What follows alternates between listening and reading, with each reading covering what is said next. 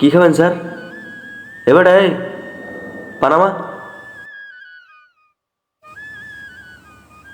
ও ভাই, আমাকে 10টা টাকার ভাত দেন ভাই। হ্যাঁ বেটা, কেশিয়ারে জানাইছিস 10 টাকার ভাতের জন্য যে এখানে আসছিস?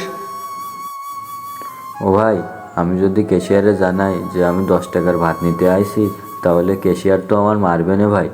আপনি আমার 10টা টাকার ভাত দেন। তোর কি মনে হয় তোরে আমি আদর করবো? থাপড়ায় কান নান ফাটাই ফেলাম। এটা বাড়ি না, এটা রেস্টুরেন্ট। এটা হোটেল না, এটা রেস্টুরেন্ট। আমার ড্রেস আপ দেখছিস? বেরো এখান থেকে। ও ভাই, আমি তো আপনাদের কাস্টমার, আর আপনি আমার সাথে এমন করতেছেন কেন? আমার কাছে 10 টাকার বেশি নেই, আর আমার আম্মাটা খুব অসুস্থ ভাই।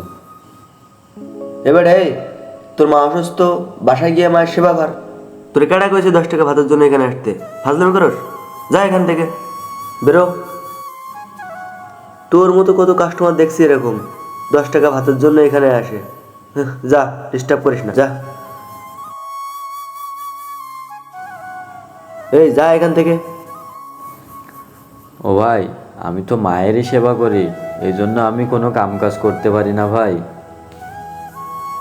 তাইলে তোর একটা কথা কই শোন, কালকে থেকে গিয়া ভিক্ষা করবি, তাহলে অনেক টাকা পাবি। আরে, আমি ভিক্ষা কেন করতে যাব?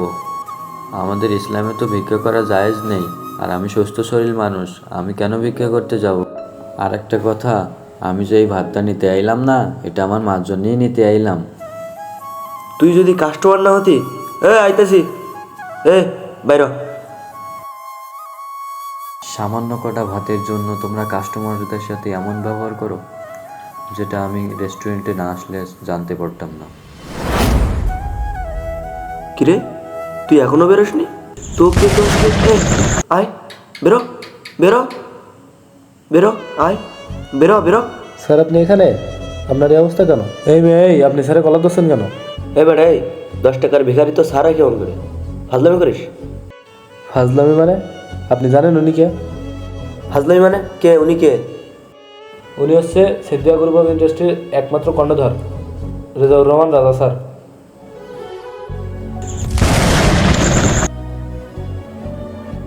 আস্তাগফিরুল্লাহ, আস্তাগফিরুল্লাহ। আমার ভুল হয়ে গেছে ভাই, ভাই আমার মাফ করে দেন। ও ভাই, আমার মাফ করে দেন। এই, তোমরা তাহলে এইরকম করো মানুষদের সাথে? ও ভাই, আমার ভুল হয়ে গেছে। আমি বুঝতে পারিনি আপনি হোটেলের মালিক। মানুষ মাত্রই তো ভুল হয়, আমার মাফ করে দেন। আর যদি আমার জায়গায় একটা গরিব অসহায় লোক আসতো, তাহলে তোমরা তো এমনই ব্যবহার করতে। আমি ভেবেছিলাম যে আমি 2টা ভালো কর্মচারী পেয়েছি, কিন্তু না, তোমাদের কোনো ক্ষমা নেই।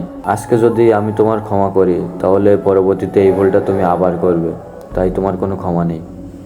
স্যার, আমার ভুল হয়ে গেছে, আমার আর একটা বার সুযোগ দেন। আপনার এই ভাতের হোটেলটা আমি 5 স্টার হোটেল বানিয়ে দেবো। না, তোমার কোনো ক্ষমা হবে না। এই রবি, কালকে থেকে একে কাজে আসতে বারণ করবি, আর নতুন কাজের লোক দেখবি। চল। এই, তোমার আর কালকে থেকে কাজে আসতে হবে না। কিছু কর্মচারী এমন জঘন্য হয়, ওই যে কথায় আছে না, একজন দোষ করিলে 10 জনের নাম খারাপ হয়। এই সমস্ত কর্মচারীর জন্য ব্যবসা প্রতিষ্ঠানের বদনাম হয়।